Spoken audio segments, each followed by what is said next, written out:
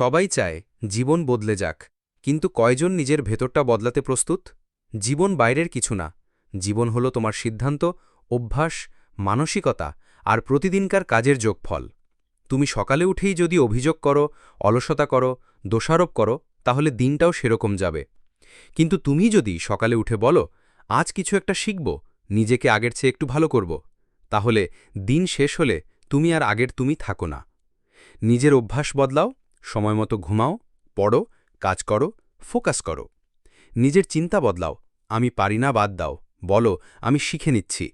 নিজের কথা বদলাও, দেখি কি হয় বলো না, বরং বলো আমি করে দেখাবো। কেউ এসে তোমার জীবন বদলে দেবে না, তুমি নিজেই তোমার সবচেয়ে বড় আশীর্বাদ অথবা সবচেয়ে বড় বাধা।